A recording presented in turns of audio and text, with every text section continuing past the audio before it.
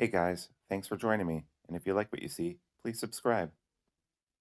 Hello, peoples. Welcome to Sharp Ends. Thanks so much for joining me today. I am going to be checking out this Chitin from Waxed Wing. It is a little dirty because I have been using it. This is a really sweet little knife and fairly inexpensive. I think it was around 130 bucks, somewhere around that range, give or take 10 bucks. Um, Very sweet American-made blade here in the good old United States of America, made out of Nitro-V, full flat grind, and it is a four-finger grip, but it is small too, which I kind of appreciate. It's kind of like having a pocket scalpel or a fillet knife almost. Very, very cool. And I really appreciate his stuff a lot. Smash that like button. Leave a comment. It really helps the channel. As always, thank you to my Patreon supporters. So Nitro-V is one of my favorite steels, especially for a small knife like this. It's going to be really stainless and easy to sharpen and get a very fine geometry on that blade. And when you're talking about a full flat grind like this, that is nothing to scoff at. It has a little bit of a sharpening choil.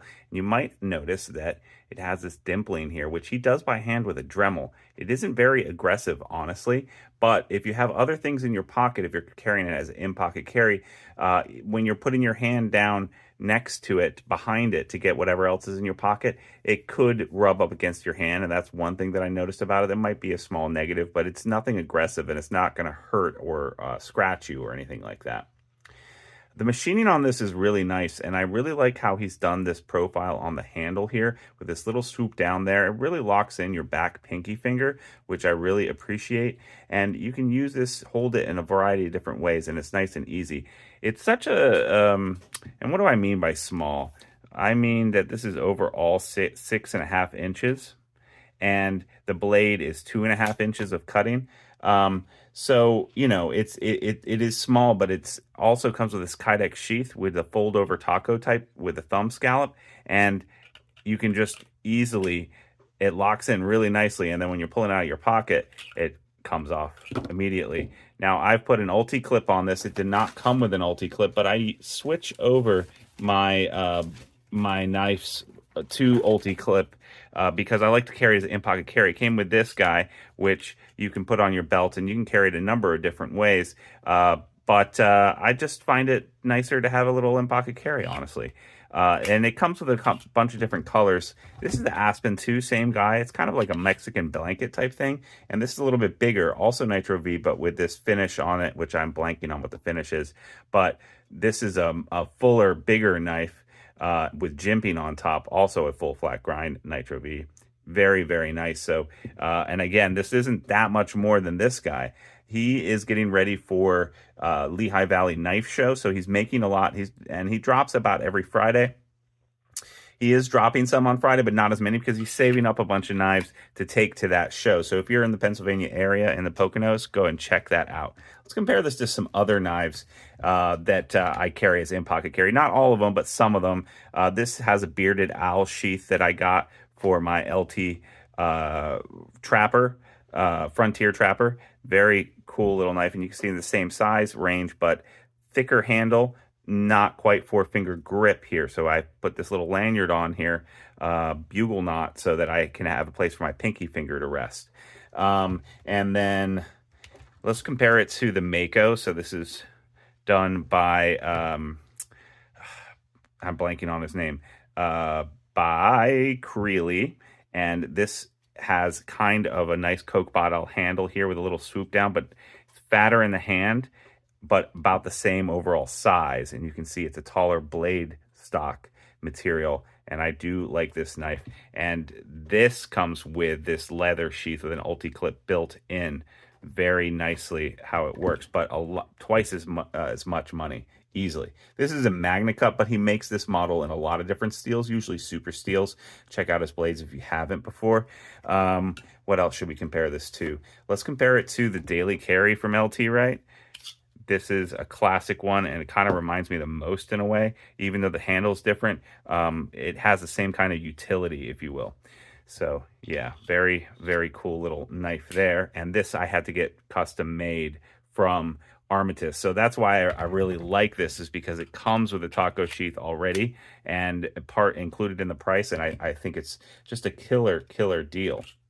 And then we'll compare it to, this comes with this sheath. This is a sandwich sheath. This is the ultralight backpacker. I've put a different clip on here because I was testing this other kind of ulti clip. I actually don't like this clip so much. I recommend getting the old school 2.2 or 3.3 for your knife. Not necessarily this one. This one just doesn't work for me because it's on the belt. And yeah. But anyway, so this is the Backpacker Pro and S90V. Comes in lots of different kinds of steels. This one's really easy to get, and actually it's on Amazon. So if you're looking for something to pick up really fast, this might be a better bet than the other ones I've showed you. Yeah, so what do I think of this knife? I think it's a great deal for the money. You're supporting someone who is a very small one-man shop. It fits really nicely. It's original. I like this. His heat treat on the steel is very good. I've been able to sharpen it up and keep it sharp really easily, either by stropping or just on a little bench stone, and it just screaming sharp, thin behind the edge.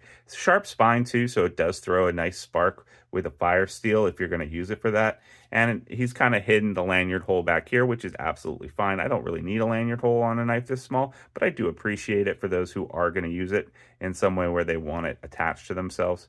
I get it. I do tall ship sailing, and sometimes I need a knife that's going to be attached to my belt so I don't drop it on someone way below on deck when I'm climbing the mast. So I do appreciate that.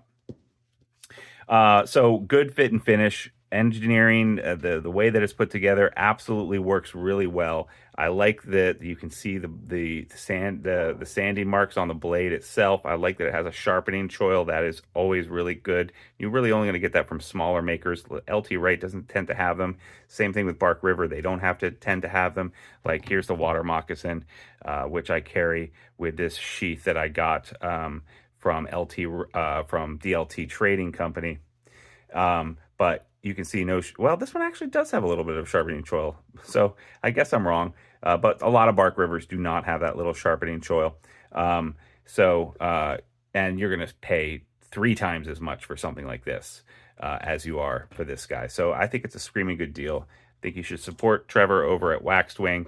Great guy.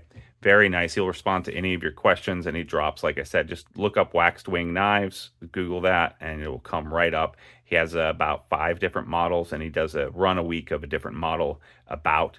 And like I said, he releases them on Friday usually, and they go pretty fast too because they're pretty popular. So not unattainium. You can get one of these, and I think that you should. I'd highly recommend this guy. It's a nice entry level, high value, high quality knife. So yeah, I definitely check him out. Like, subscribe, leave a comment down below. It really helps the channel. And thank you to my Patreon supporters who every month get a chance to win a knife of the month. And they just follow that link down below in my description. And for $3 a month, you get entered to win a knife. And you get to help support make this content, which in part gets to, I take that money and I spend it on American makers and knives that I think are worthwhile. All right, people, thanks so much. I'll see you next time on Sharp Ends. Bye-bye now.